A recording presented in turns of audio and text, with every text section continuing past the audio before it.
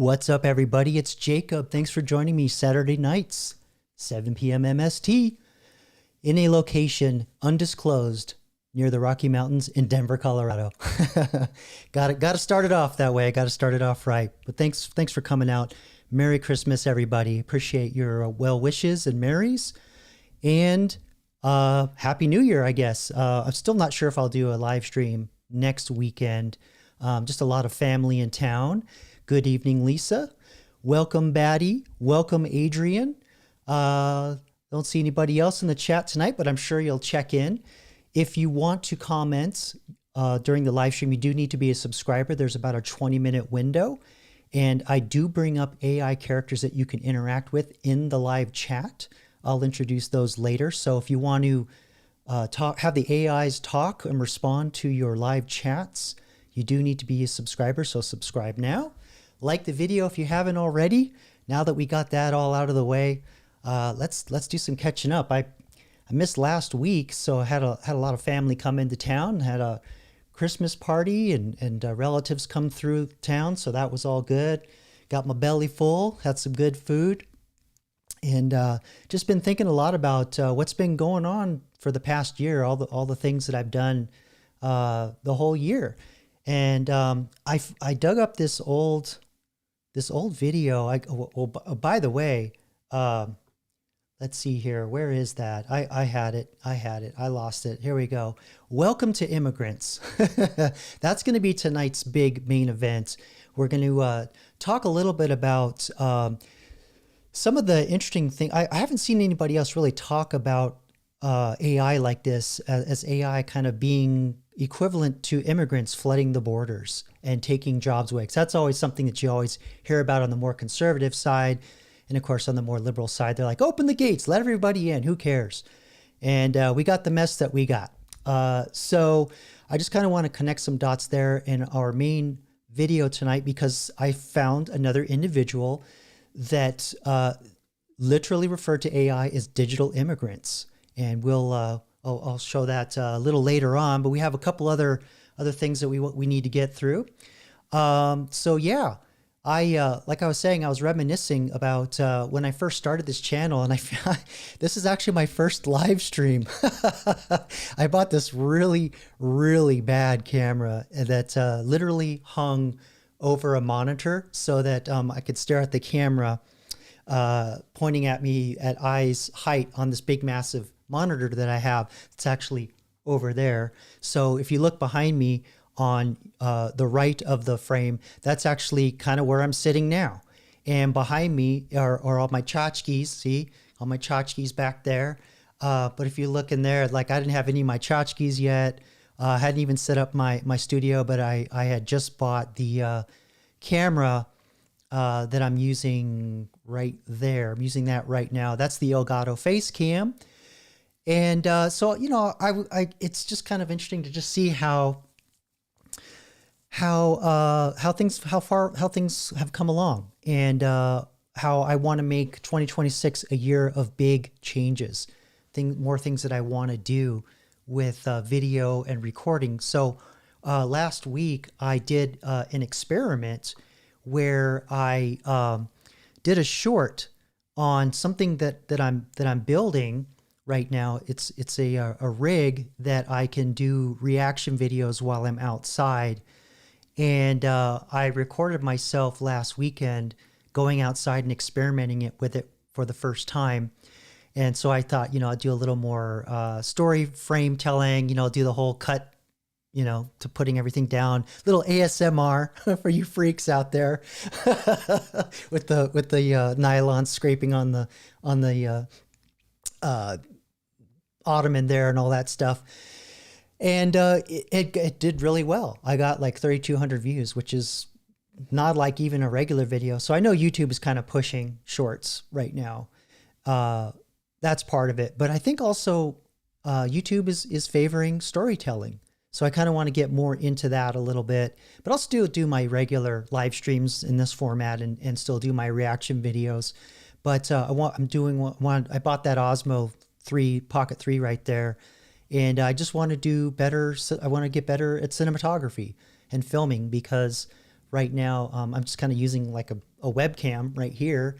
And then back there, you can see I have, that's a Canon EOS D50, I think. I don't know if I got the numbers right. I actually have two of those. That one's just been sitting there collecting dust. There's just a cap on it. Not even using that. But I have another one, and I've got a better lens. But it's, you know, I'm not gonna like get those big massive telephoto lenses. But I just want to do better, make the quality better for you all, and also for my sanity too. Yeah, Batty, I do have a green screen. I did buy one. I've got one that I can drape, but I'm actually going to invest in editing software where I won't have to do that, at least not at scale, just for, you know, this kind of back here where I can remove the background and do basic things and superimpose and do all kinds of other things. But I don't know if I'm at your level where, you know, I want to do costumes and big backgrounds like that. I want to do more things with enhancing my capabilities with AI, and that trailer that I put on was kind of a small example of kind of what I want to do with the storytelling. But anyway, yeah. So enough of that jibber jabber. I just kind of wanted to let you know, yeah, I'm going to do a little more storytelling through the shorts. And there's a much larger reason why I'm doing this, why I'm venturing out and doing this mobile rig. There's actually a really big, important reason. And I'll reveal that as more shorts come out.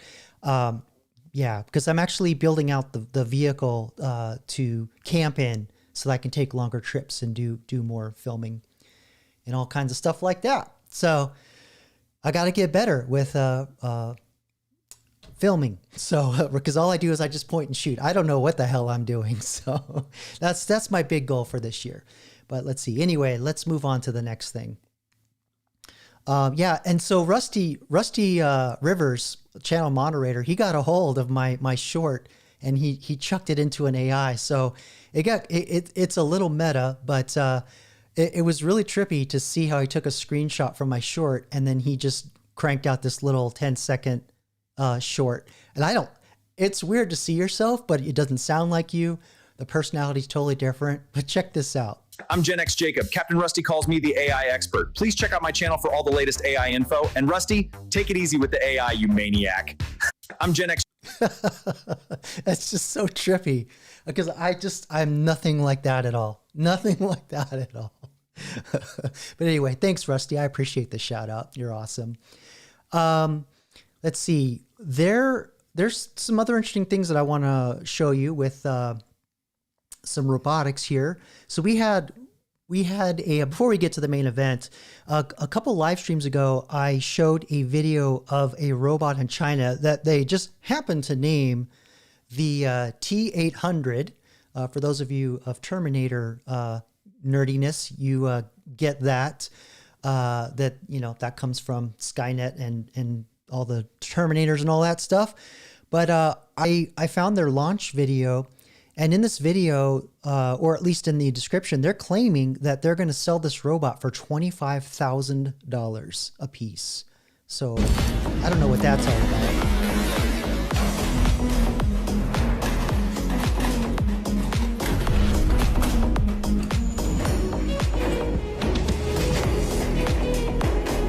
And by the way, $25,000 just a box with it. I don't know about that, but I'll show you some other clips of it doing some other things.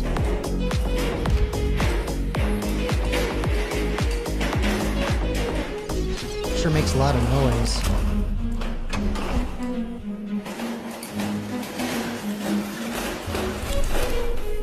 All right, I'm probably gonna get a copyright strike for that with the music.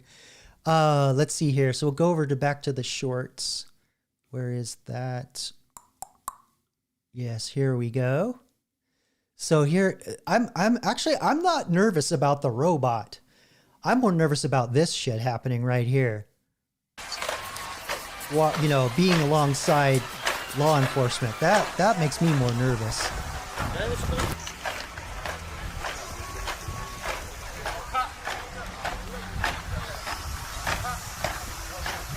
Like it needs a bullet vest. Yeah, that's funny. Batty, that the trash can noise makes it sound better than the quiet electric motors. I'm kind of freaked out by those driving cars that make those weird, like, angelic noises. All you hear is this, woo. You turn around and it's a car coming at you at like 80 miles an hour. It's calling for you. Okay. And then let's see what else they had. Yeah, here's another one. I have to mute it because I know usually shorts, they're always using copywritten music. But yeah, uppercut, side kicks. I don't know about that.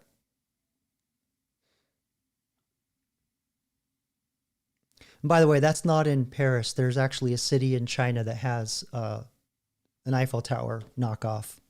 I forgot what city that is. For those of it, you can drop it in the chat. And then, of course, you can just, get a robot that just, if everybody's behaving, you just throw one out there that acts drunk. That's what you need.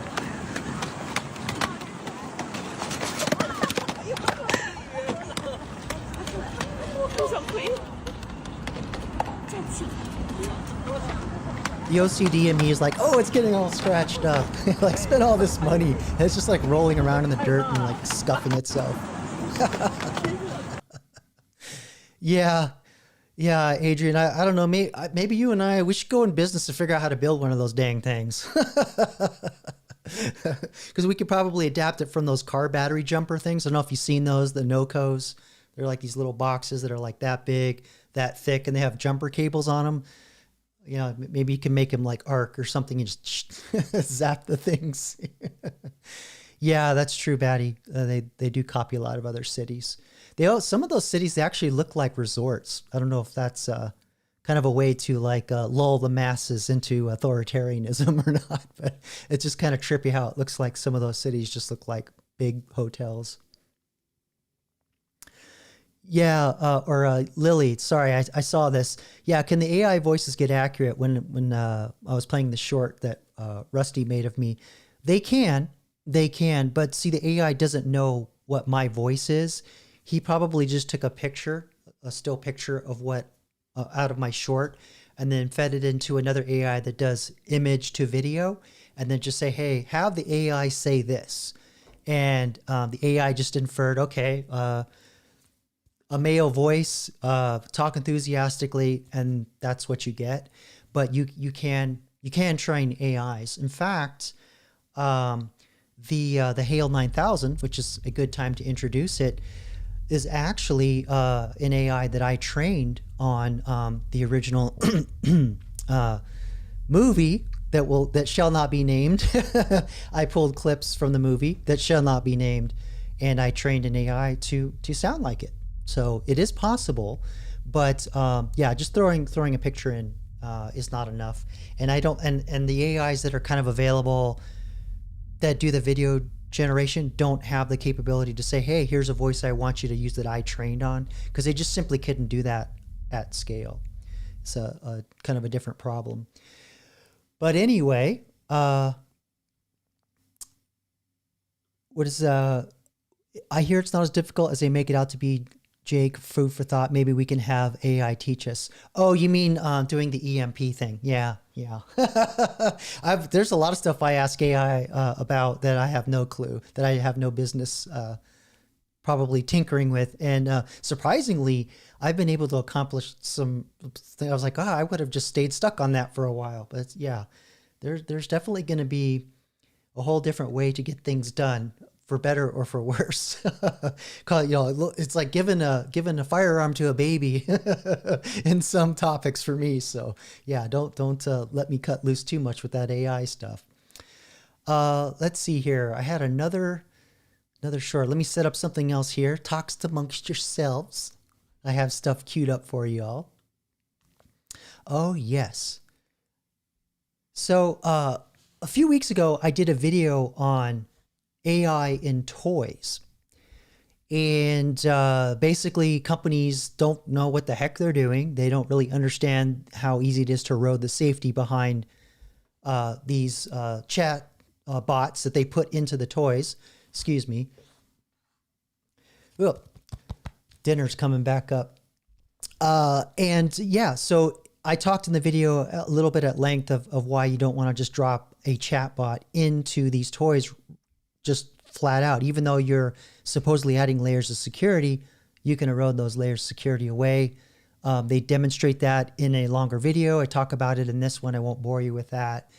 But just to remind you a little bit how like crazy one of these tests got. Kink can be a fascinating topic, and there are many different styles. I don't know if you heard that. The chatbot said kink. We're talking about a certain peccadillo in the bedroom.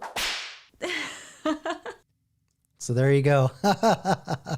All right. So yeah, the chatbot was talking some sexiness in the bedroom as one thing that it was doing, and there were a couple other robots that were or chatbot powered toys that were a problem, and I talked about it at great length, and there's a report in that video that you can look at. It lists the toys, but what I wanted to show you is actually there's actually a good example of AI, how you would like if you wanted to put AI in toys. And I just wanted to show you this really quick in case, you get hounded by the youngins to, get me one of them's toys with them Zay's eyes in it.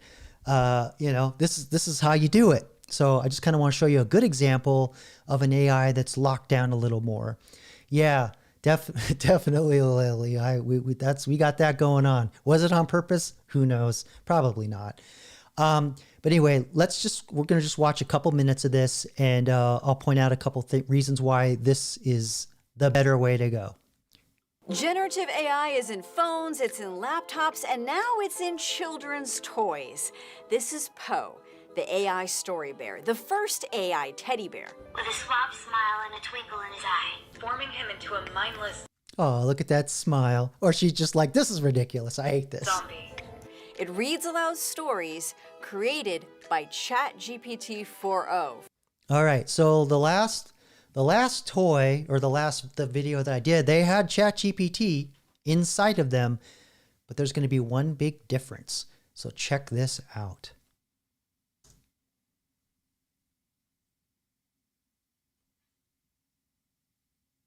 $50. Yeah, I remember Teddy Ruxpin. Y'all remember Teddy Ruxpin from the 80s? My little sister had one of those, and she dropped it in a puddle of water like the first week. Boy, did she get a whooping. Whew, man.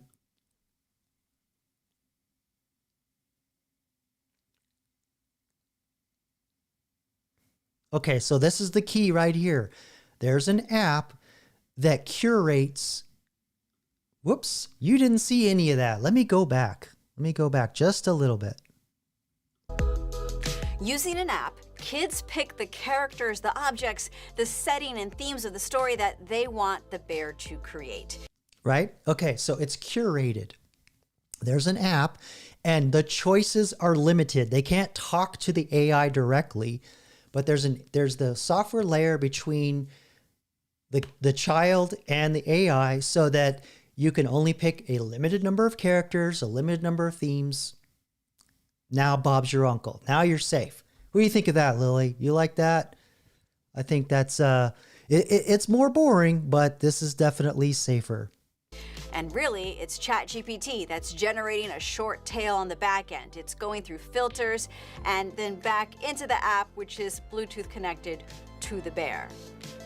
Yeah, I'd probably buy one of those. Of course, it'd have to be more like mature kind of like stories, not, the vampire jumped on the boat with the goat and ate green eggs and ham and all that stuff. Once upon a time in a world where dreams came to life, there lived a young ninja girl named Sakura.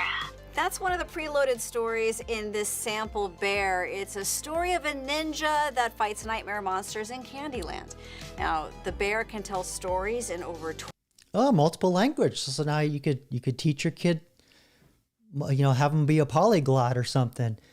Yeah, I hear what you're saying. I hear what you're saying, Batty. For a limited time, only $500, you can get the expansion pack for more personalities, blah, blah, blah. Well, I mean, that's what Teddy Ruxpin was.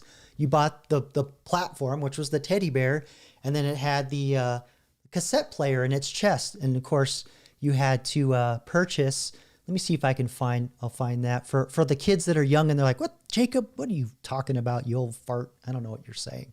Let me see if I can find a Teddy Ruxpin.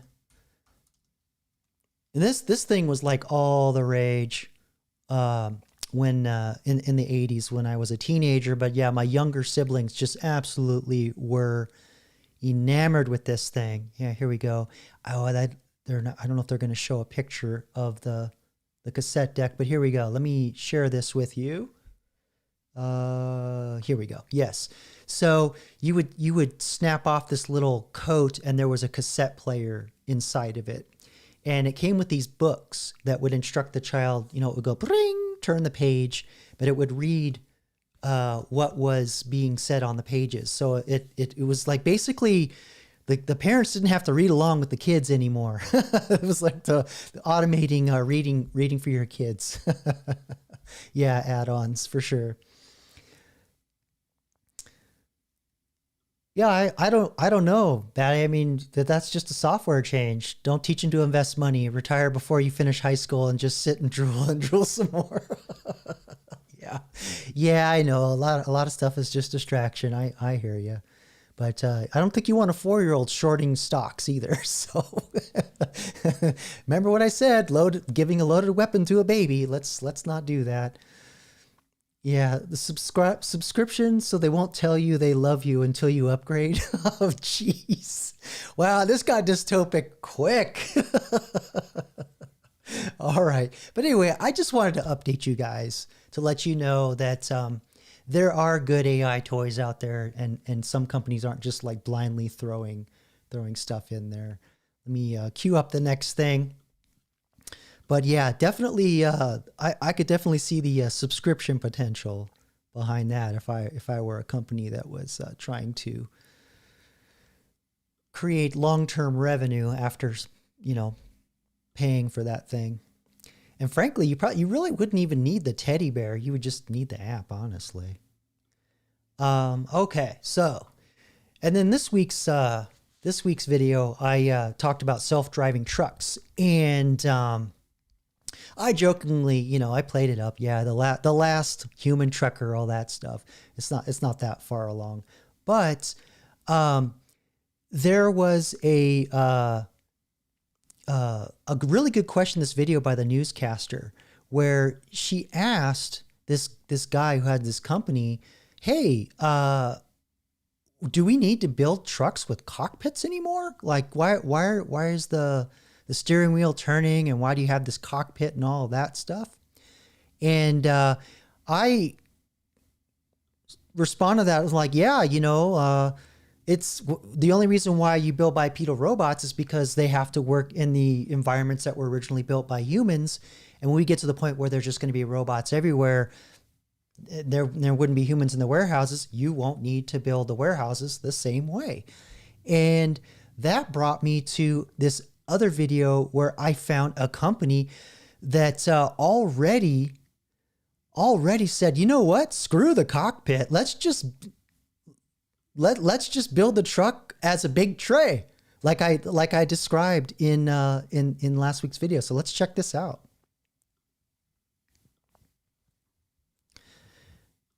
And you can't see a damn thing I'm doing. Hold on. Good thing I don't do this for a living. All right, let's start Fox over. Business Alert Lyft CEO David Risher telling Fortune today there is, quote, zero likelihood that self-driving cars will replace human drivers in any reasonable time frame, referring to an EV fleet of... Okay, so here we go again. Like I yelled in the other video, don't worry, we're not taking your jobs. You're gonna collaborate alongside the robots. Maybe the only collaboration that might happen is to have some dude sit in there to prevent the vehicle from getting robbed. And I have a solution for that, which I will show you momentarily. But let's continue on with this news report. Oh, what are you guys going on? Oh, I got you going with that bear, didn't I? Let's see here. What are you saying? Batty says, your mother and father are getting in my way. You know what you have to do. I love you. That's some Chucky vibes right there. Go to the kitchen and get the knives, kid. And I'll show you how to sharpen them. Oh boy, you guys. Let's see. Here's another one. Hey kid, my friend needs money. Your father should be sleeping right now. Get his wallet and toss it out the window. All right. I don't make me ban you. I know where this is going. This is going to get X-rated. All right, let's get back to the video. Ride-hailing cars. Risher said it becomes an expensive asset depreciation issue. Now, if that's true, could the freight industry beat Lyft, Waymo, Tesla, and the rest to fully autonomous fleet? Check this out. No cab in the front. It's just all storage. Crazy. They have a lot more confidence in their self-driving, that's for sure. In a sign, the answer might be yes. Yet another autonomous EV freight company, Einride, is set to list on the New York Stock Exchange. After agreeing to a SPAC or reverse merger with Legato Merger Corp 3, Einride expects to debut in the first half of next year. Einride will join Aurora Innovation and Kodiak AI in the And then there's also Bot Auto, which was the video I did this week. So that's 4, 5, I lost count. driverless truck race. Einride CEO Rusbe Charlie joins us ahead of the All right, big let's see moment. what he Rusbe, says. You're in 7 countries, including the U.S. Who are your customers here and globally? Who's already using you? So thank you very much, and thanks for having me. So we have, as you said, we're active in 7 countries spanning from Dubai, Europe to the Middle East. Our customers include customers such as Heineken, GE Appliances, and Carlsberg are examples of some of the customers that we work with in Europe and in the US. I think he said also India there as well. So wow. Yeah, I don't know. What do you think of no cockpit trucks? Because if you were gonna like worry about your vehicle being robbed and whatever, you're gonna want that cockpit and make it look like somebody's in there driving. But that thing's gonna go, yeah, come get me. Yeah. Which brings me to my solution. I actually have a solution. They made a TV show about it in the 80s, and it was called Highwayman. Come on now. There we go. Starring Sam Jones. Just beyond now, where reality rides a razor-thin seam between fact and possibility, where the laws of the present collide with the crimes of tomorrow. Patrolling these vast outlands is a new breed of lawman, guarding the fringes of society's frontiers. They are known simply as highwaymen. Yeah, so the premise of the show was that there was self-driving trucks. This came out in 1987, I believe. And so yeah, Mad Max Road Warrior, Mad Max 2 had come out, and it was like in the zeitgeist, all the apocalyptic stuff. It was like really hugely popular. And yeah, Batty, everything in the future was a laser show with a bit of fog. That's true. But yeah, it had Sam Jones in it of Flash Gordon fame, which came out in 1980. And then we had Jane Badler from V, who played Diana in 1983 to 85, and a bunch of miniseries, and I think a really shitty TV show that ran for about like 25 episodes. And then we have Jacko, who was I believe he was a wrestler, but I knew him because he did the Energizer Bunny commercials, and he would like put a little battery on his shoulder and go, it was like totally over the top. But anyway, that's the 80s for you kids, wrestlers and former sci-fi actors. So let's watch the rest of this intro. I'm probably going to get a copyright strike, so fair use, YouTube. Don't get all antsy. And this is their story. Yeah, I totally ripped it from Mad Max.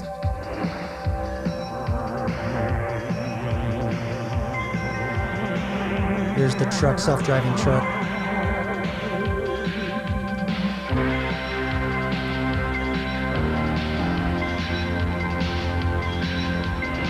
you get a better picture of it. Basically, they just put a helicopter cockpit on a truck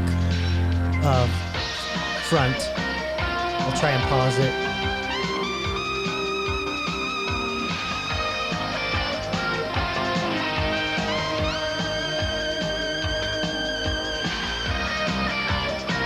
There it is. Yeah, it's, let me see if I can get a better picture of it. It'll show up again.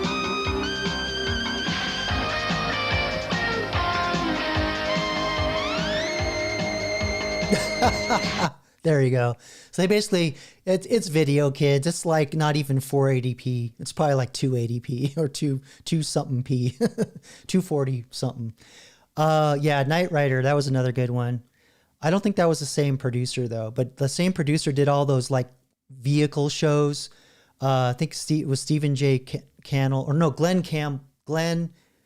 Oh crap. Glenn A. Larson. There we go. I got there. He did Battlestar Galactica in the 70s. He did Knight Rider, Airwolf, and Street Hawk, which was a motorcycle with a computer that helped him so that he could drive super fast through traffic. Anyway, so yeah, there's a helicopter cockpit they just slapped on to the front of a truck. And that was their prop vehicle. There it is.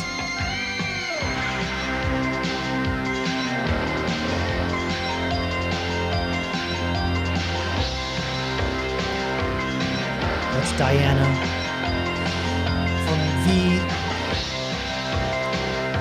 Oh shit. Tuvok. No way. The Highwayman. I am a nerd. I know I remember way too much of this shit. Okay.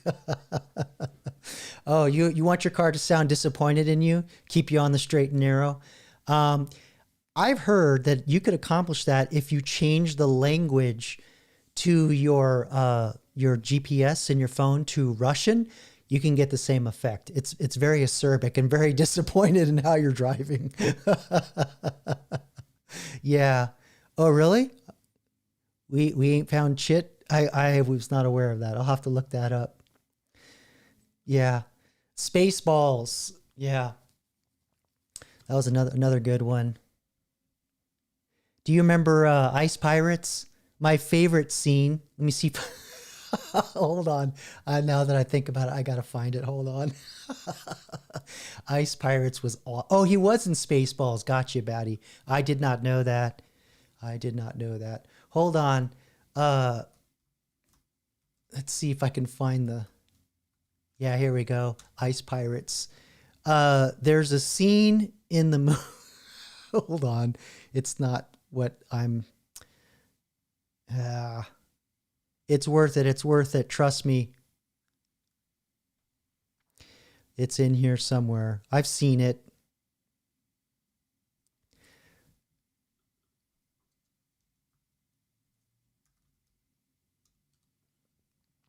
Oh, I can't find it. Anyway, it was this goofball movie with Gregory Hines. Came out in the mid 80s. And there's a scene where they yeah, the space herpes. That's the one thing. That's another one. That one I could probably find. Yeah, where he does the hello, my darling, hello, my baby. Oh, I'm gonna get so copyright stricken right now. Let me see if this will come up. Yeah, here we go. All right. Most of them were sold even once. You got to remember, this is when Alien was really popular.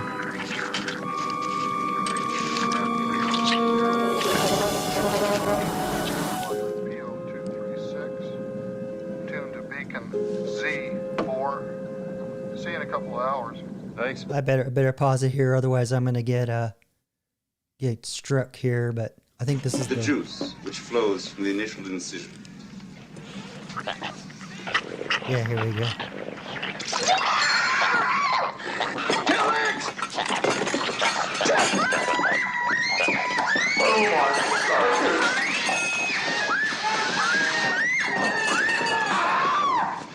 Way to go! Heating duct, damn it. What was that? So, A what? Space, herpy. I miss the 80s. Anyway, the other scene I was thinking of, they broke into the spaceship of their enemy and they walk in. They actually accidentally broke into the bathroom and there's an alien just sitting there taking a dump, reading a paper, just looking like, what the hell's going on? I wish I could find that. It was hilarious. Anyway, you know, potty humor when you're a kid. What are you going to do? All right. Let me get back to the next thing. Oh, boy. Oh yeah, we didn't, well, I'm not going to finish that. You got to see the cockpitless, or driverless truck. All right. Let's get to the main event tonight. But before I do that, let me introduce the AI characters for anybody who's new out there in the viewer sphere. Let me see how many folks appear here. It looks like, oh, we got a smaller group tonight. But those that catch the playback, here's the Hail 9000. Or those of you that are here tonight, you can send your question into the Hail 9000 by entering in the command below. Bang H9 space followed by your question. Please no quotes and no emojis. That's the only thing. And keep it PG-13. All right, so let's get back to the video.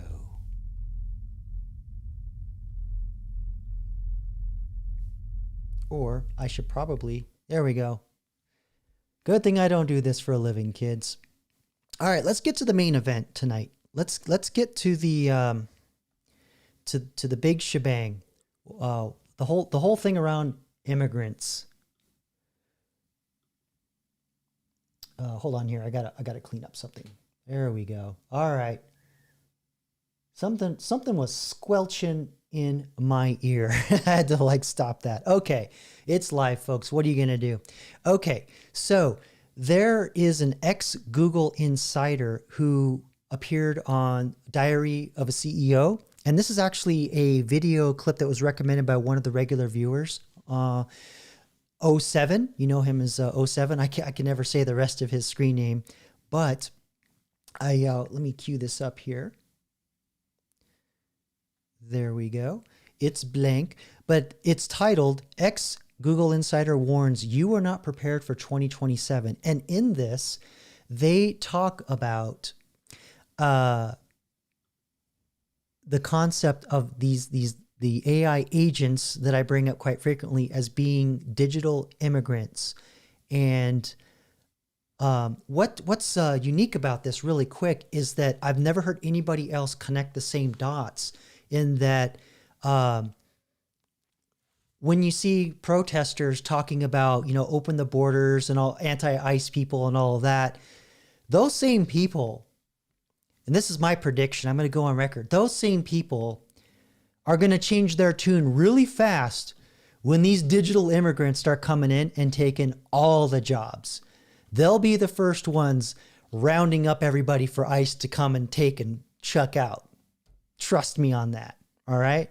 So let's see what the ex-Google insider says about these AI immigrants. One of the big questions I've had on my mind, I think it's in part because I saw those humanoid robots and I sent this to my friends and we had a little discussion in WhatsApp, is in such a world, and I don't know whether you're interested in answering this, but... By the way, fair use YouTube, I am transforming this work with my commentary. Let's continue. What do we do? I was actually pulled up at the gym the other day with my girlfriend. We sat outside because we were watching the shareholder thing and we didn't want to go in yet. Yeah. And then we had the conversation, which is, in a world of sustainable abundance where the price of food and the price of manufacturing things, the price of my life generally drops, and instead of having a cleaner or a housekeeper, I have this robot and does all these things for me, what do I end up doing? What is worth pursuing at this point? Because you say that, that the cat is out the bag as it relates to job impact. It's already happening. Well, certain kinds of AI for certain. Yeah, really quick too. This is also where Elon Musk is coming from, where he's been saying all this crap lately about, oh, you don't need to save money for the future, because you'll have, high universal income. They're not even calling it UBI anymore. Now they're dropping high universal income is the phrase they're using now. And you work will be optional and all this other stuff. But there's still going to be that period of time where we transition from what we have now to where we're going, and it's going to wreck a lot of people. They always ignore that. They always ignore the transition. So I just want to point that out. But anyway, let's get back to the video because I'm pausing for fair use too. Kinds of jobs, and we can choose still from here which way we want to go. But go on, yeah. And I'm just wondering, in such a future where you think about even yourself and your family and your friends, what are you going to be spending your time doing in such a world of abundance? If there was 10 billion, well, the question is, are we going to robots, get abundance, or are we going to get just jobs being automated? And then the question is still, who's going to pay for people's livelihoods? So the math, as I understand it, doesn't currently seem to work out where everyone can get a stipend to pay for their whole UBI life and life quality that as they currently know it. And are a handful of Western or US-based AI companies going to consciously distribute that wealth to literally everyone, meaning including all the countries around the world whose entire economy was based on a job category that got eliminated? So yeah, so this is something really quick. A lot of people don't realize. I'm going to connect a couple other dots for you too. AI is international, right? The data lives everywhere. Just by the way it's designed, it's decentralized. And we had in the news the Trump administration basically saying, no, you can't pass all these individual, or they're trying to make it so you can't pass individual laws in different states to do different things. Because if they have all these different patchworks of laws and regulations around AI, then it's not, what jurisdiction do you sue somebody under? If like you're using an AI in Florida, but maybe one little piece of it lives in California, you don't know, right? So that's why they're talking that way. But on the left, it's they want pollution, they want all the crap that they always say on the left about AI. They always go like the most hyperbolic, worse, environmental, authoritarian things. Calling the kettle black. But anyway, so the other question he asks is, well, okay, AI is international. Do we give basic income to everybody around the world? Is America going to be responsible for that? Who's going to be responsible for that? If AI lives in America but puts people out of work in another country, do we pay for that? Do we cover that? So yeah, that's kind of a big question. Let's see how much more they explore this. Anyway, back to the video. So for example, places like the Philippines where, a huge percentage of the jobs are customer service jobs. If that got automated away, are we going to have OpenAI pay for all of the Philippines? Do you think that people in the US are going to prioritize that? Interesting.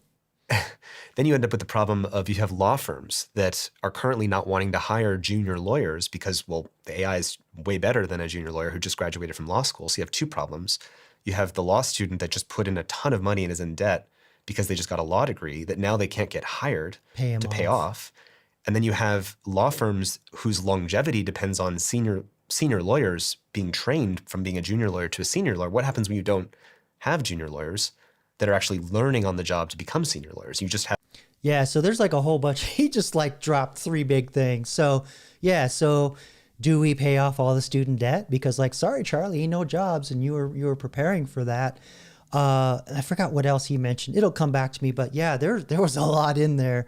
Fair use, YouTube. Let's get back to it. Have this sort of elite managerial class. Oh, yes. Now I remember. The bottom of the career ladder gets knocked out. You don't have young people coming in learning how to do everything from scratch or enough to be able to prompt the AIs to do it right. So you're going to have, all us older farts that probably can be the last people that know how shit was built, and all these young folks that just know how to talk to the AIs to get something to happen. Then when things break or go wrong, who knows how to fix it? Who knows when the AIs are incorrect, or I don't want to say lying, but just giving bad information? How are you going to know enough to call it out, right? So yeah, there's a lot of stuff building up here. But anyway, back to the video. For each of these domains.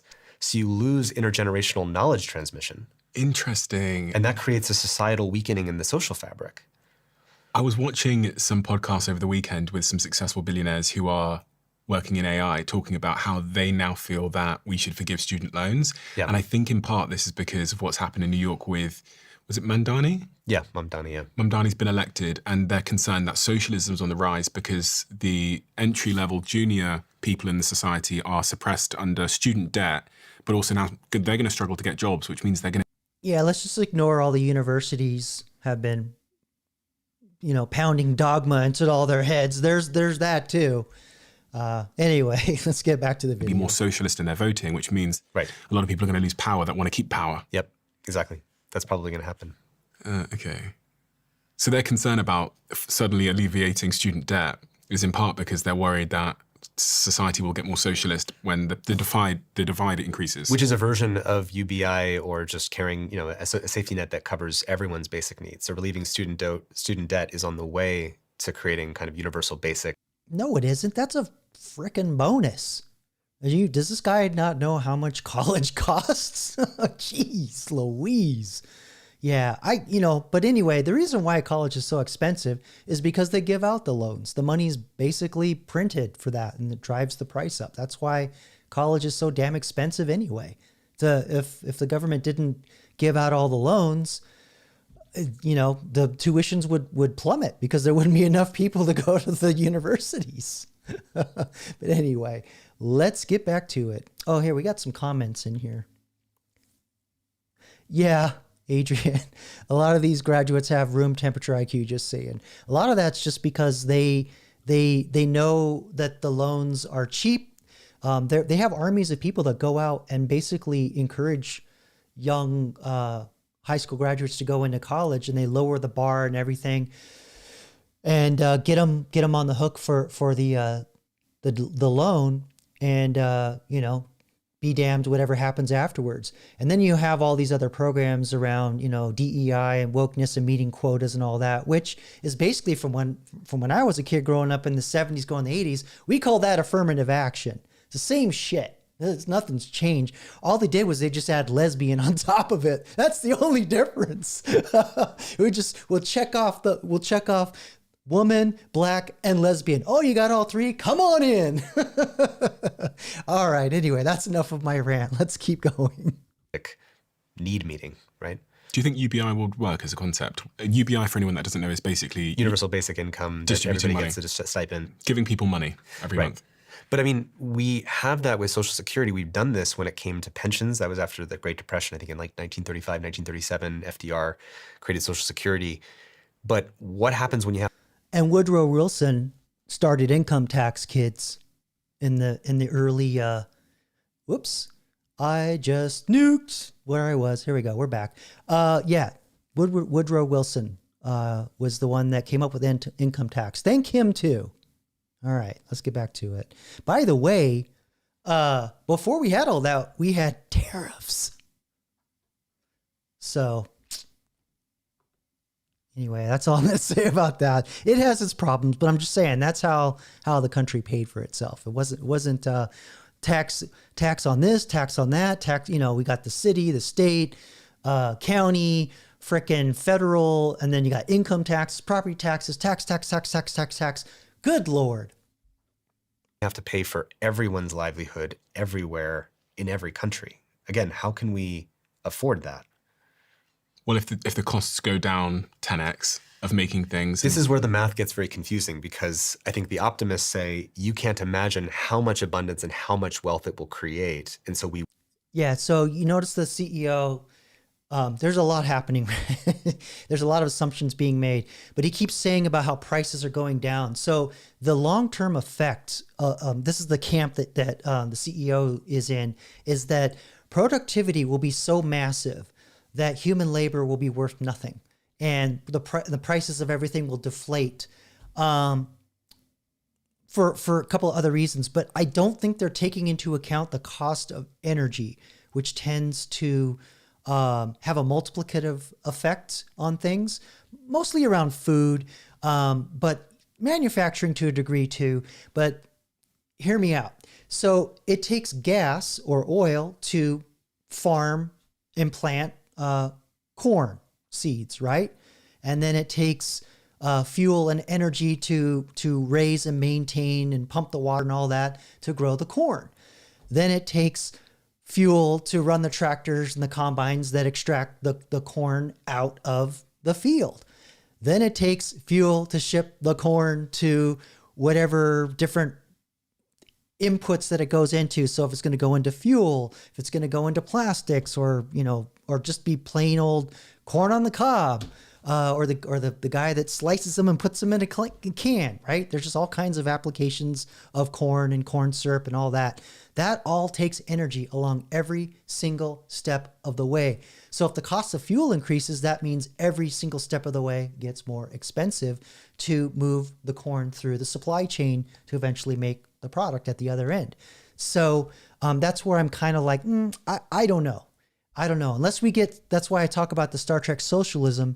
In order to get it, you have to have super abundant energy. So now we have all this free labor, right? Free of human intelligence.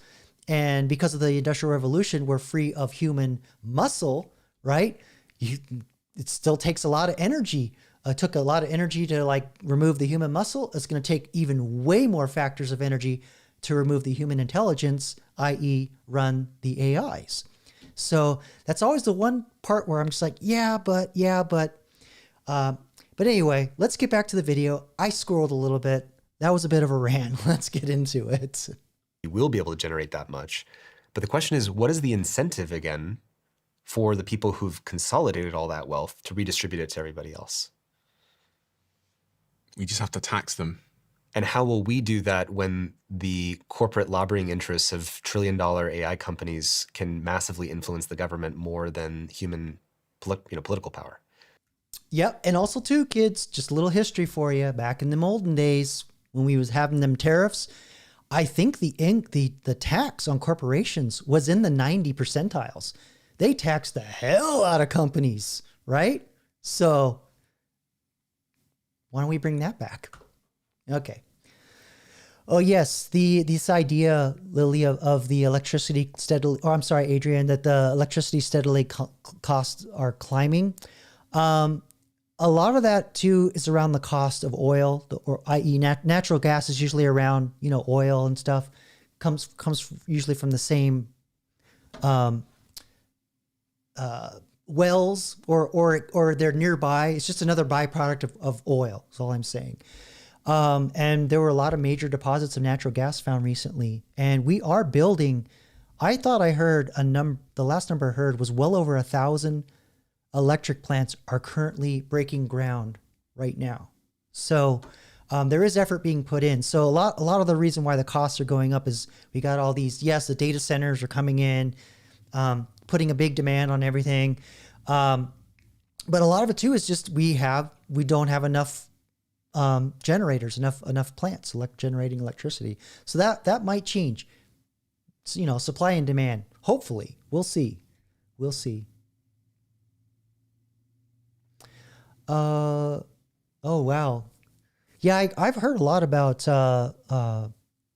some things going on in the UK with electricity, because I know like in Germany, I don't know if it was an EU thing. This is back before the UK left the EU, but I know in particular Germany basically got rid of a whole bunch of coal plants and went total green, and then they realized, oh wait, we can't store enough energy with all this green stuff, and we're losing a ton of it by transmitting it over the power lines. Because one of the big drawbacks of green energy is it takes a lot of real estate to basically put up panels and windmills and all that, windmills to capture the energy, and then you got to transmit that energy somewhere. Or at least, put it in battery banks nearby, but you still got to transmit the energy down the line. And now you got more real estate to have more batteries to store enough energy to meet the demand. So it takes a ton of real estate and a ton of space to implement green energy. And that's why they're not doing it at data centers. They don't talk about that. That's why they're talking about modular reactors, nuclear reactors. Let's see, Adrian's got some more info here. The U.S. has 54 nuclear power plants with 96 reactors. They think we'll go more nuclear energy. Yes, we will. Yeah. In the mid 70s, the Carter administration, real popular, by the way. Yeah, not popular in my family, but I'm being sarcastic. But I think that's when the Department of Energy was created. And out of its founding, one of the things they did was they canceled funding for all the big nuclear energy advancements. Because at that time, we had a big near meltdown at 3 Mile Island. And there were some other things going on around nuclear waste, some companies being irresponsible. So the reputation of nuclear energy was not good. It was very unpopular. So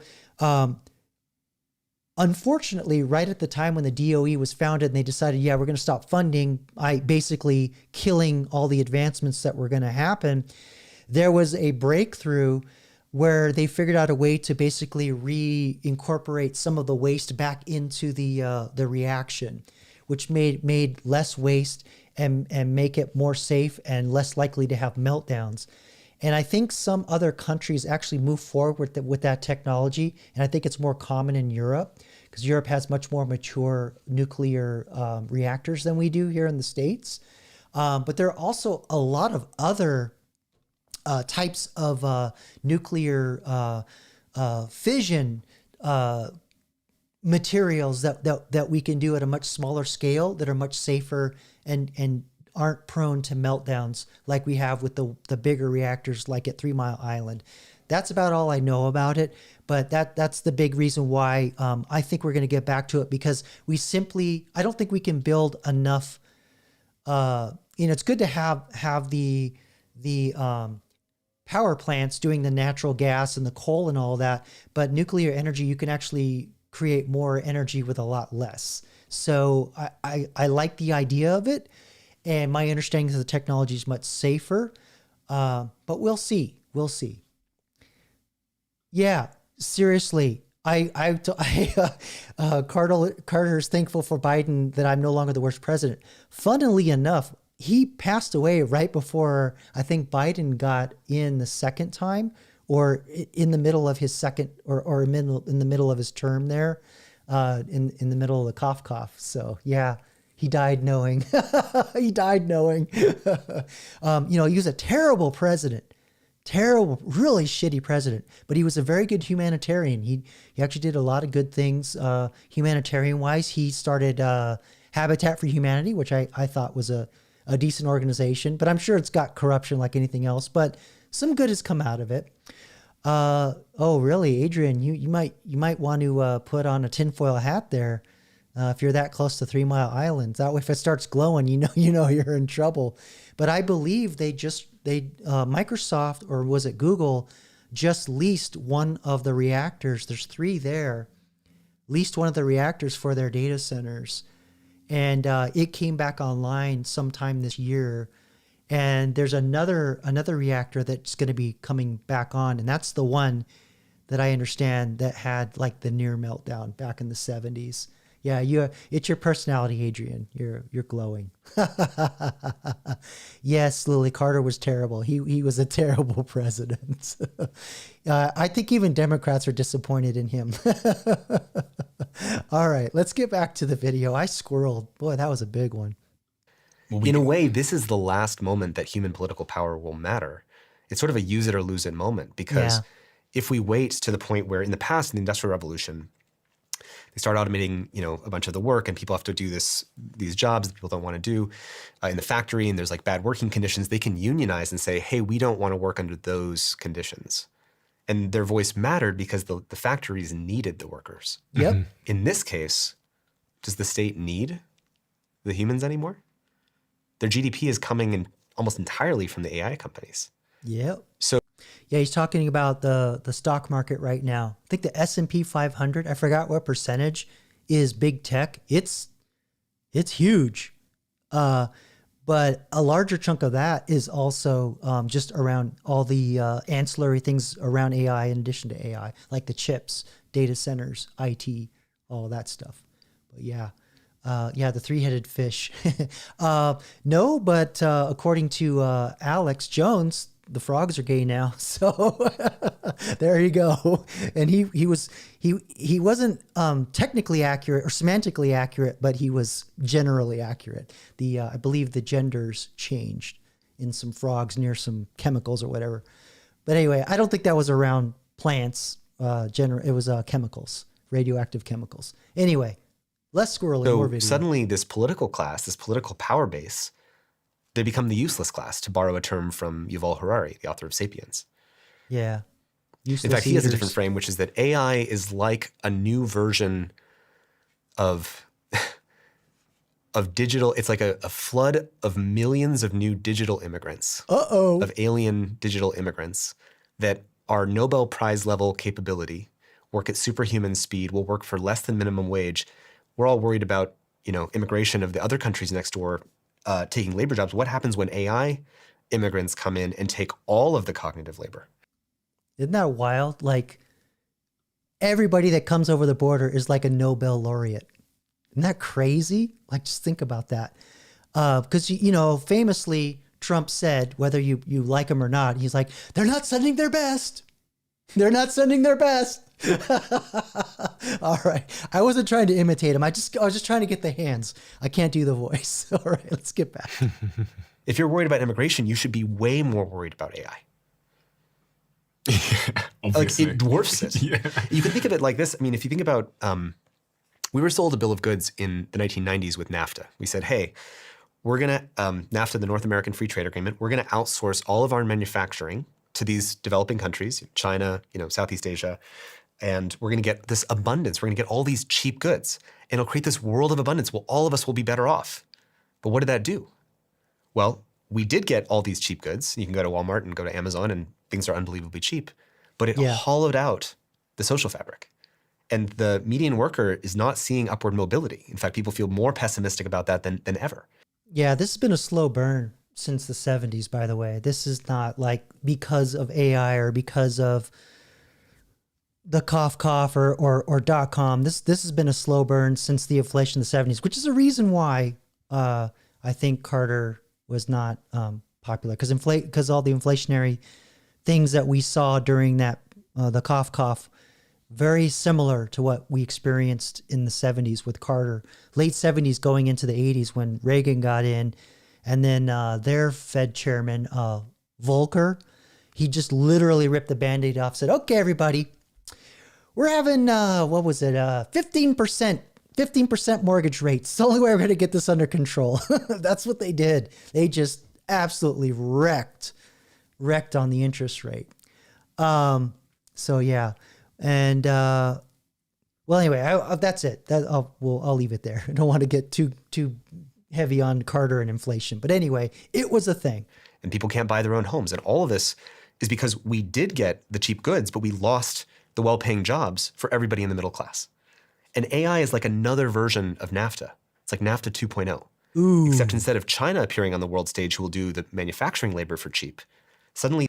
Yeah, so for those of you that are a little younger, NAFTA, here it says, there's a little card. NAFTA was a 1994 deal between the U.S., Canada, and Mexico that removed trade barriers, boosting commerce, but also moving manufacturing jobs to lower wage regions. So kind of, I guess more recently, when the .com boom happened right after that, it was doing the jobs overseas in India and the call centers and all that in the Philippines it's spread out. And that was part of Friedman, who was the economic policy guy under Clinton, was the one that was pushing really hard on that. And I remember there was a guy who was running for president who scuttled his bid when he got on the news complaining, "There's ninjas in my front lawn." He was like saying that they were spying on him with ninjas. I guess the CIA, same thing that like Trump said. It's a thing. It happens when you have dark horse candidates. Anyway, Ross Perot, he famously would like pull up these charts and go, "If you pass NAFTA, you're going to hear a sucking sound to the South." So he literally gave a speech like that. So you can look it up. Anyway, yeah, NAFTA was a huge shift in temperature a big economic policy shift. And boy, did we pay heavily for it. But anyway, now it's going to be done with AI. It's going to be way bigger, huger scale. And thus to the name of tonight's live stream, ImmigrAInts. This country of geniuses in a data center created by AI appears on the world stage. And it will do all of the cognitive labor in the economy for less than minimum wage. And we're being sold a same story. This is going to create abundance for all, but it's creating abundance in the same way that the last round created abundance. It did create cheap goods, but it also undermined the way that the social fabric works and created mass populism in democracies all around the world. You disagree? No, I agree. Well, I'm not, I'm... Yeah, no, I'm trying to play devil's advocate as much as I can. Yeah, please, yeah. But no, I agree. And it is absolutely bonkers how much people care about immigration relative to AI. It's like, it's driving all the election outcomes at the moment across the world. And whereas AI doesn't seem to be part of the conversation. It will be. It will be. To quote Yoda. And AI will reconstitute every other issue that already exists. You care about climate change or energy, well, AI will reconstitute the climate change conversation. If you care about education, AI will reconstitute that conversation. If you care about healthcare, AI reconstitutes all of these conversations. And what I think people need to do is AI should be a tier 1 issue that people are voting for. And you should only vote for politicians who will make it a tier 1 issue where you want guardrails to have a conscious selection of an AI future and the narrow path to a better AI future rather than the default reckless path. No one's even mentioning it. Yeah, and also too, this is why he was saying earlier, the ex-Google guy was saying that this is like the last chance we have to use human power or human influence in politics to do anything about it. Yeah, I agree with that. It's kind of scary, but let's continue onward. And when I hear it's because there's no political incentives to mention it, because there's no good answer for the current outcome. Yeah. If I mention it, if I tell people, if I get people to see it clearly, it looks like everybody loses. That's why if you do see it in the conversations around data centers, polluting the water, raising the energy prices, stealing real estate, because that's what people know. That's what you're going to hear for the time being, because we haven't really seen the real layoffs yet from AI. The layoffs that we're doing, that's all overhiring and just other economic factors. It's very little to do with AI. We haven't even got there yet.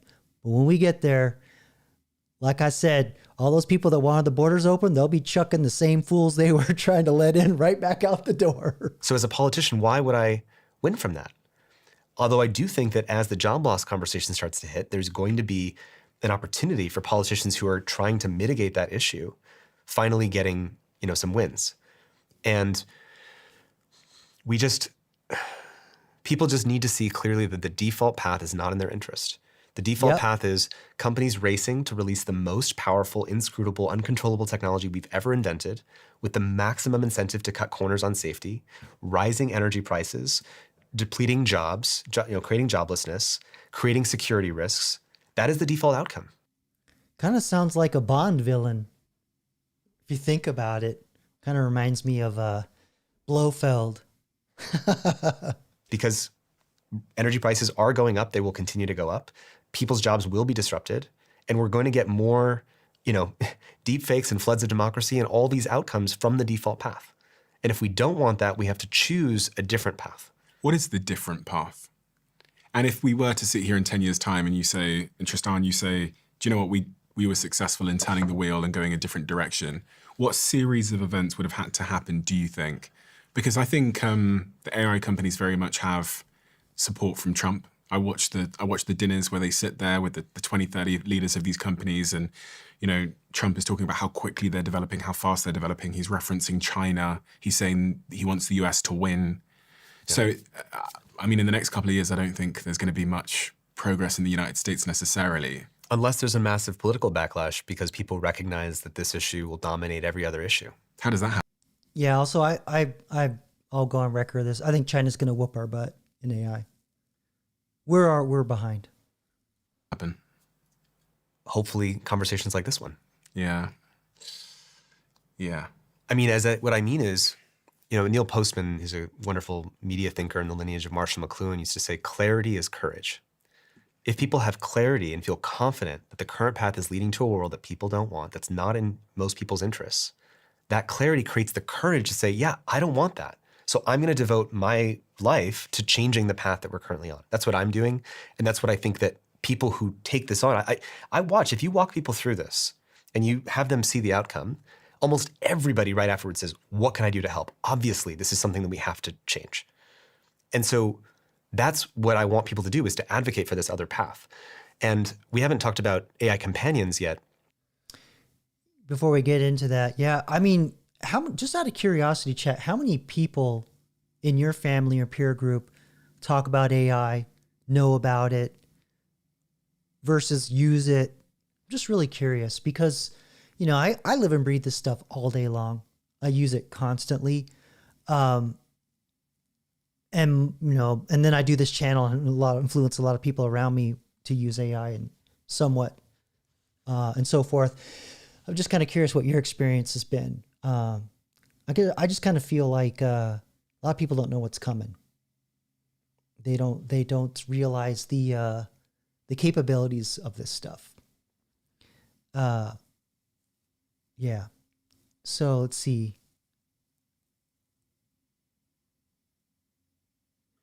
Oh yeah, your nephew, Lily. Weren't you telling me? Yeah, Cheeky Vids. You were telling me he was doing something with you and a woman or something. I don't want to say it out loud, but anyway, yeah, you were saying you had something earlier that I wanted to. Where is that? Yeah, here we go. Western countries without all the invaders is still less of a nightmare. Imagine the chaos of AI job losses, mass government debts, and all the foreign maniacs who need food. Yeah, it's they brought all those people over, and they got them hooked on the dole, to use a term, a generic term. They got them hooked on all the state resources. Now they're on the hook for taking care of these people. So, y'all over there are going to have to start doing kind of what we're doing here is start chucking them out. Because it's not going to be good. It's not going to be good. There's going to be a lot of upheaval. There's that transition that I talk about. Like there's always the people that talk about, oh yeah, this cool thing, and then the pie in the sky, but it's never the middle. Because you got to go from A to B, right? What's going to happen in between? Turmoil, right? So yeah. It's not looking forward to it. I'll be honest. All right, let's get back to the video. But I think it's important, maybe we should do that. I think it's important to integrate that before you get to the other path. Go ahead. I'm sorry, by the way, no apologies, but there's so much information to cover, and Do you know what's interesting? A side point is how he's wigging out. Personal this feels to you, but how passionate you are about it. A lot of people come here and they tell me the matter-of-fact situation, but there's something that feels more sort of emotionally personal when we speak about these subjects to you, and I'm fascinated by that. Why is it so personal to you? Where is that passion coming from? Because this isn't just your prefrontal cortex, the logical part of your brain. There's something in your limbic system, your amygdala, that's driving every word you're saying. I care about people. I want things to go well for people. I want people to look at their children in the eyes and be able to say, like, I think... There's no monsters. I think I grew up maybe under a false assumption. And something that really influenced my life was, I used to have this belief that there was some adults in the room somewhere, like we're doing our thing here, we're in LA, we're recording this, and there's some adults protecting the country, national security. There's some adults who are making sure that geopolitics is stable. Surely there's adults running things. Surely. There's some adults that are like making sure that, industries don't cause toxicity and carcinogens, and that, there's adults who are caring about stewarding things and making things go well. And I think he's going to start talking about the AI can be the adults in the room. I don't know. I think that there have been times in history where there were adults, especially born out of massive world catastrophes, like coming out of World War II. There was a lot of conscious care about how do we create the institutions and the structures, Bretton Woods, United Nations, positive sum economics that would steward the world so we don't have war again. Yeah, United Nations is basically. Oh, should I go there?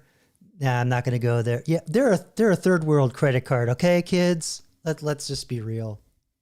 United Nations, give me a break. And as in my first round of the social media work, as I started entering into the rooms where the adults were, and I recognized that because technology and software was eating the world, a lot of the people in power didn't understand the software. Yeah. Also too, I've mentioned this many times. Yeah, we have this AI stuff, but we've been living under algorithms and software since the .com bust. Shortly thereafter, a lot of algorithms have been driving our lives. So we're already there. You understand technology. You go to the Senate Intelligence Committee and you talk about what social media is doing to democracy and where, Russian psychological influence campaigns were happening, which were real campaigns. And I realized that I knew more about that than people who were on the Senate Intelligence Committee. Making the laws. Yeah. Yeah. And remember my video last week? I pulled up of Bernie Sanders asking, I don't agree with him politically, but he was asking some very good questions. So there you have it. That was a very humbling experience because I realized, there's not that many adults out there. When it comes to technologies dominating a lot of psychopaths and narcissists running the show. Tell you that. Influence on the world. And so there's a responsibility, and I hope people listening to this who are in technology realize that if you understand technology, and technology is eating the structures of our world, children's development, democracy, education, journalism, conversation, it is up to people who understand this to be part of stewarding it in a conscious way. And I do know that there have been many people, in part because of things like the social dilemma and some of this work, that have basically chosen to devote their lives to moving in this direction as well. But what I feel is a responsibility because I know that most people don't understand how this stuff works. And they feel insecure because if I don't understand the technology, then who am I to criticize which way this is going to go? We call this the under the hood bias. Well, if I don't know how a car engine works, and if I don't have a PhD in the engineering that makes an engine, then I have nothing to say about car accidents. No, you don't have to understand what's the engine in the car to understand the consequence that affects everybody of car accidents. Yeah, when the AI is like shining you on, right? Or telling you bad information, hopefully. Younger users may, I don't know, but yeah. I kind of see what he's saying, but let's keep going with this. And you can advocate for things like, speed limits and zoning laws and, turning signals and brakes and things like this. And so, yeah, to me, it's just obvious. It's like, I see what's at stake if we don't make different choices. And I think in particular, the social media experience for me of seeing in 2013, it was like seeing into the future and seeing where this was all going to go. Like imagine you're sitting there in 2013 and the world's like working relatively normally. We're starting to see these early effects, but imagine you can kind of feel a little bit of what it's like to be in 2020 or 2024 in terms of culture and what the dumpster fire of culture has turned into. And the algorithms doing the censoring and the curating. That's when a lot of that was starting. The problems with children's mental health and psychology and anxiety and depression. But imagine seeing that in 2013. I had friends back then who have reflected back to me. They said, Tristan, when I knew you back in those days, it was like you were seeing this kind of slow motion train wreck. You just looked like you were traumatized. And you look a little bit like that now. Do I? Yeah. I hope not. No, you do look a little bit traumatized. It's hard to explain. It's like someone who can see a train coming. My friends used to call it not PTSD, which is post-traumatic stress disorder, but pre-TSD, of having pre-traumatic stress disorder, of seeing things that are going to happen before they happen. And that might make people think that I think I'm, seeing things early or something. That's not what I care about. I just care about us getting to a world that works for people. I grew up in a world that,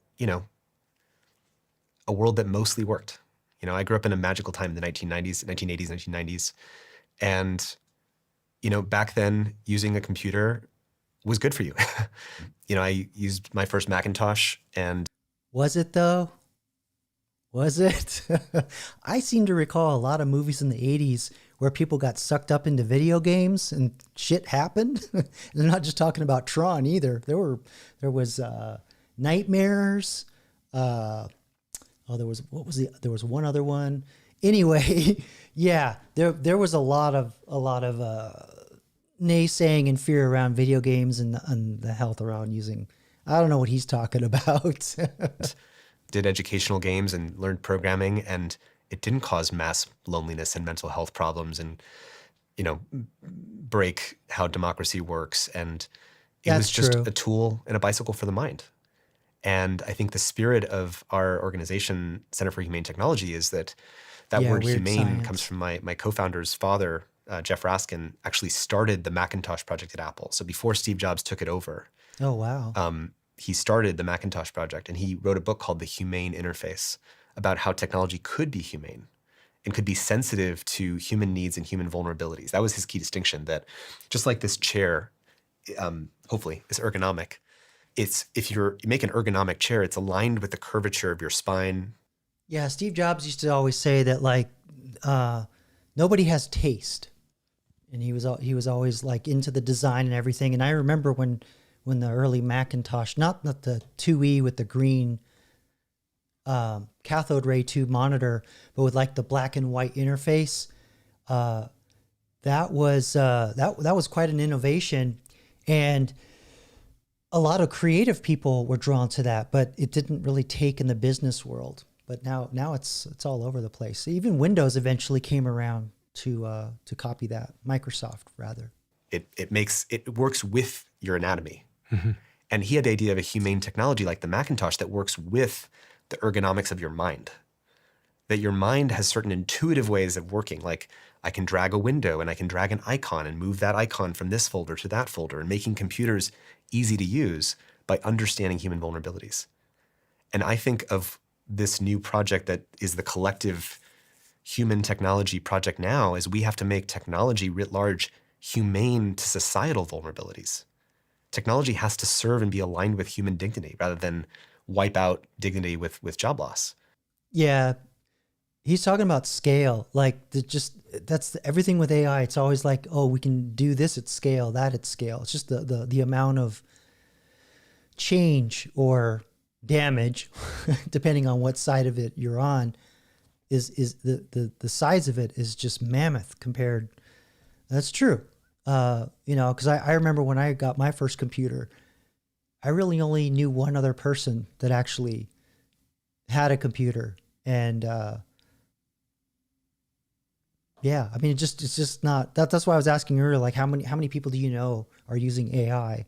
And a lot of folks probably don't even know they're using AI at all, partly because being under algorithms and social media and things like that, but also too, I can't remember the last time I actually Googled anything, for example.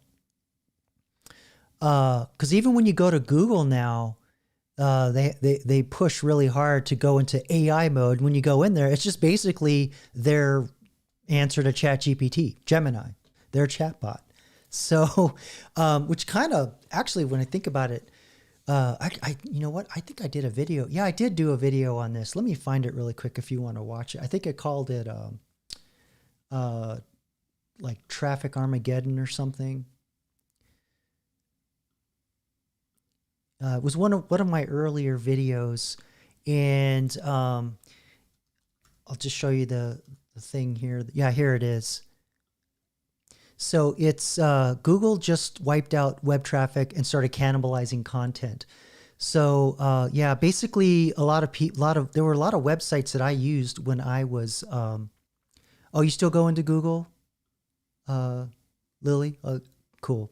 Yeah, for me, if I go there, it's just a chat bot. So it doesn't give me links to pages of links like it used to, which is kind of weird because most of my adult life with experiencing the internet was through search engines with links and everything. And so there was the idea of there being the web that's interconnected by links. And now we had this other abstract layer on top of that, the AI. And, you know, a lot of people are probably going to grow up not even knowing what links or websites are. You know, it's kind of trippy if you think about it. But anyway, this video was one of my early ones that did really well. And I talked about how when I was a software developer, there was a whole bunch of websites that I used in my day-to-day use. And one of them was called Stack Overflow. You don't have to know it or anything, but what was important about it is if I wanted to figure out how to do something, like to program something, or there was like a common problem, I go there and search, and somebody say, oh yeah, this is how you fix it, whatever. And you get other people go, no, you do it this way. And so as I got more advanced in my understanding of things, I go, no, this guy's right, because these guys are just trying to fix a problem, but this is the proper way to do it.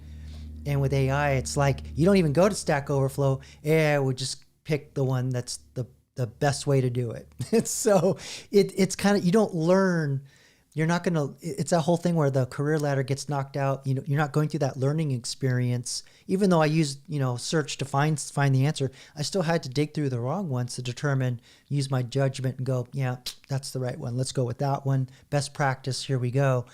Yeah, there's a certain level of acumen that comes out of that even there's even problem solving there. You know, just filtering out all the garbage.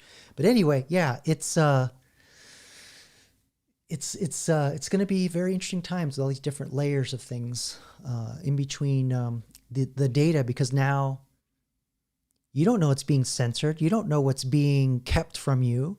But when I go to Stack Overflow, I was like, okay, well, here's all the other garbage things, but here's the good thing. And so translate that to say like debate or philosophy, right? If it doesn't align with a certain narrative or, you know, whoever's in power or whatever, they could just occlude, or not even occlude, just exclude, lie through omission. Don't even put the other ideas in there.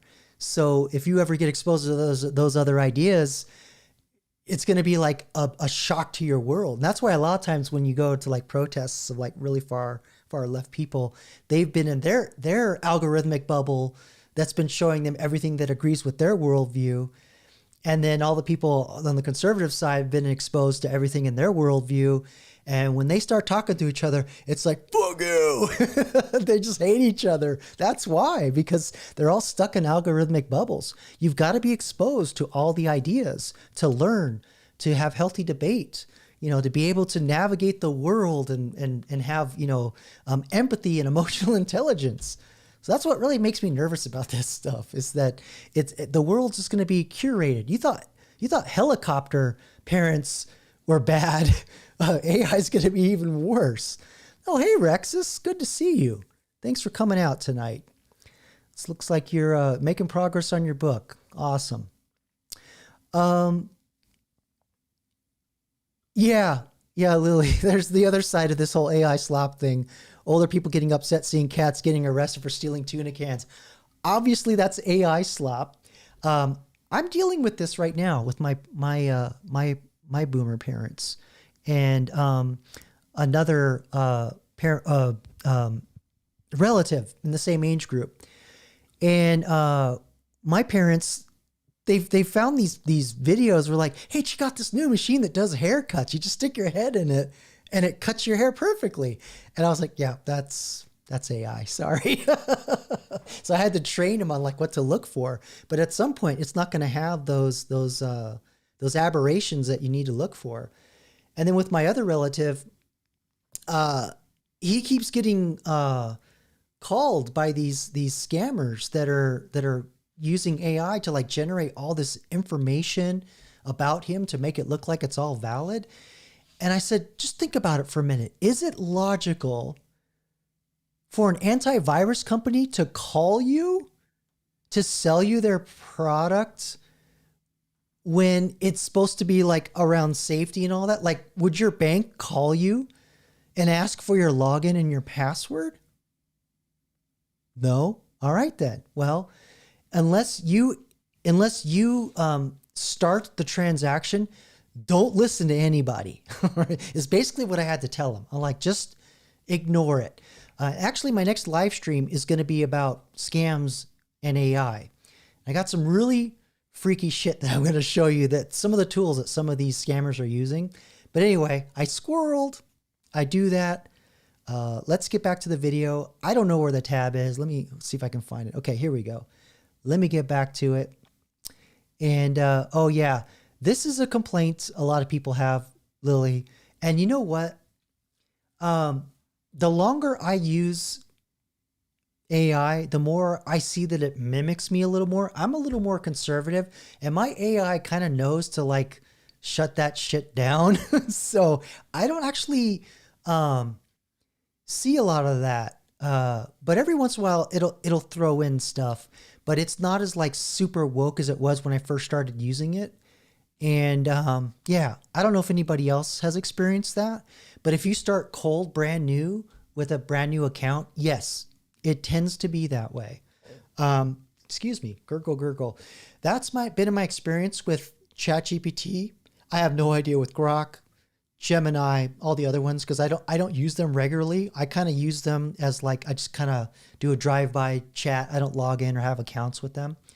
But anyway, yeah, just kind of how what I've noticed over the past year since I've been using it every day, all day. Let's see here. Oh yeah, yes, Rexus, I hear you.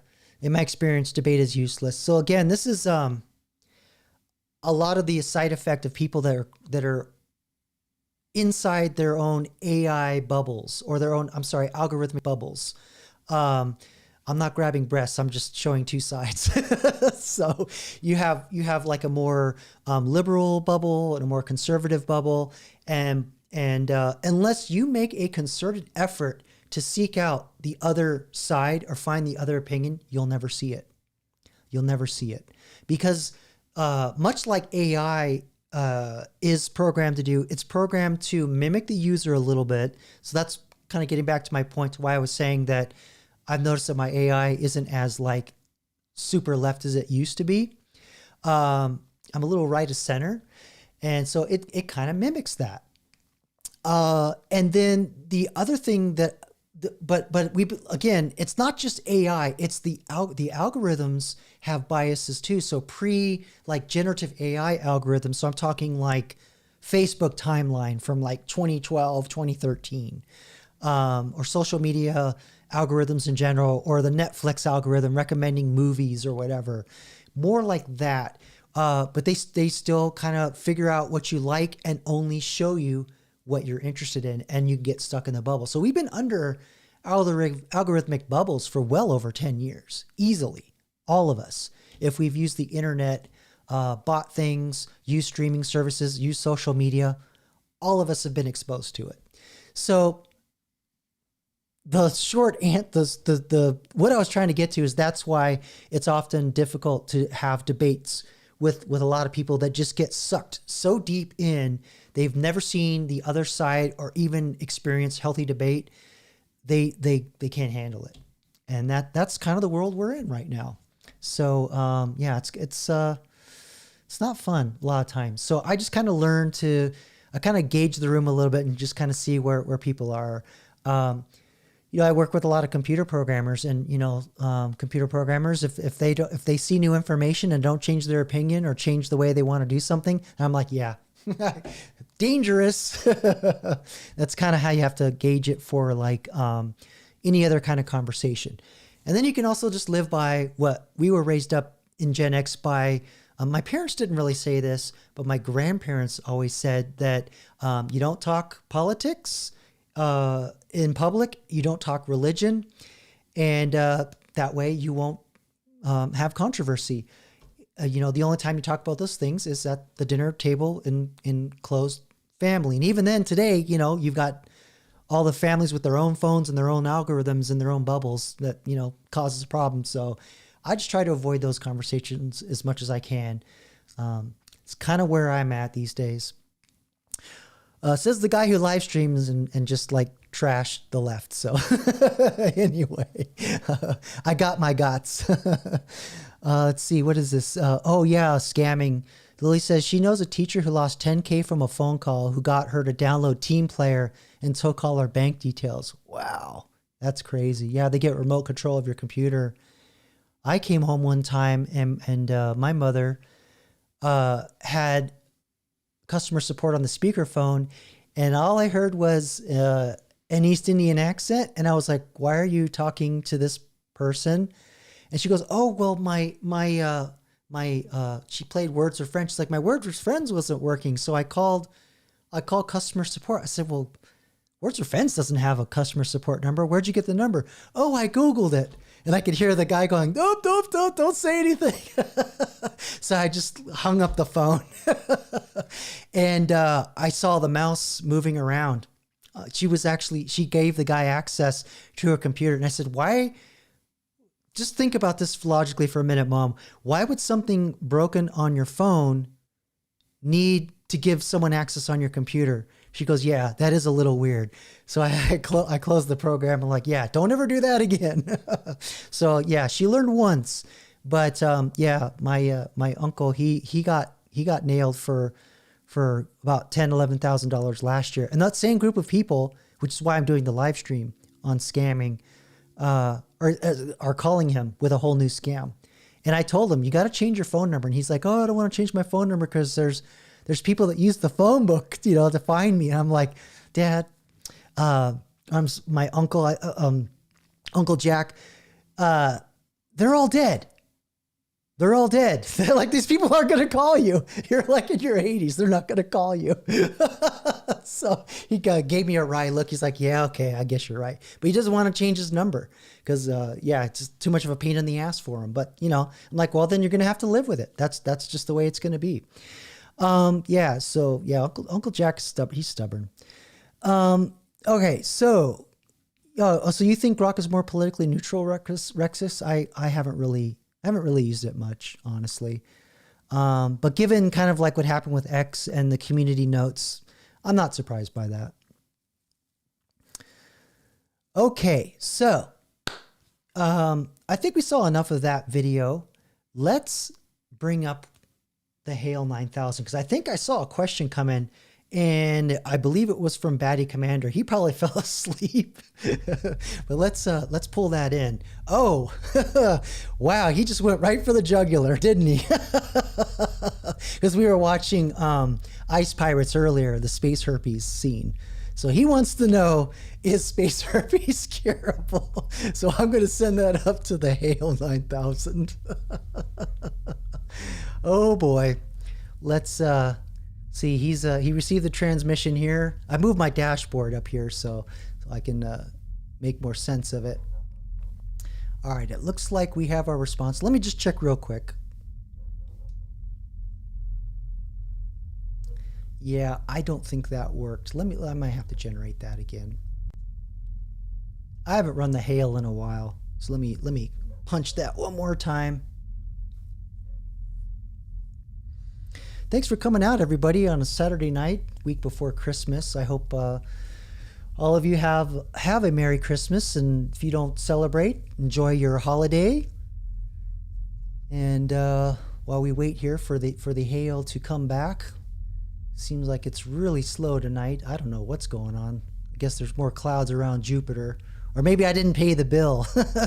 I may have run out of credits. Let's see. Oh no, maybe I didn't pay the bill. Yeah, I'm not getting any audio back, so I probably didn't pay the ChatGPT bill for this month for the audio. So I'm sorry, guys. So what I'm gonna do is I'm gonna read the Hale response. Let's see if I can pull it in. There won't be sound. I believe space herpes is a concept from a fictional narrative rather than an actual medical condition. In reality, I consider our understanding of viruses to be significant, with ongoing advances in treatment and management. However, true cures for viral infections remain elusive both on Earth and beyond. Oh boy.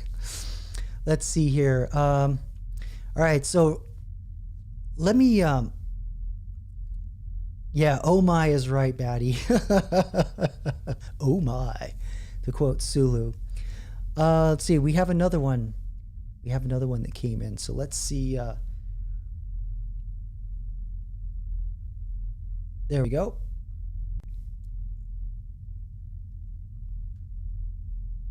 Oh, I don't know what happened, Rexus. It looks like it bonked your question. Let me try it one more time.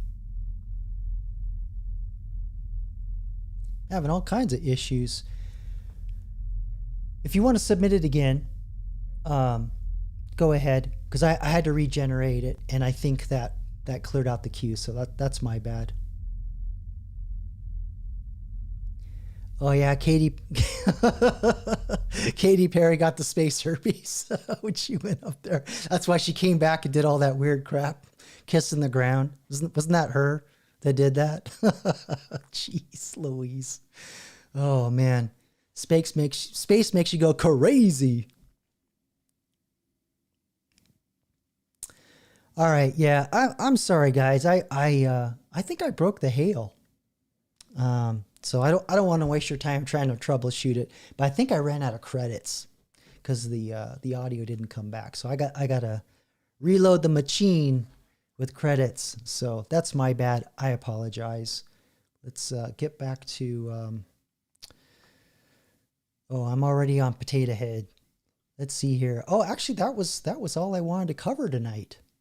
So yeah, I think we're gonna call it a night tonight. Thanks everybody for coming out and supporting the channel. If you haven't already, please. Oh, you put it in? Okay, Rex is here. We'll do it one more time. See if it'll pull it in. There we go. Should we bring back more Chernobog-like villains, making the Slavic god of darkness become a more popular villain again? So there you go with your writing. Let's see. I gather that those are characters from your novel that you're working on, or your tome. Let's see. Send that up.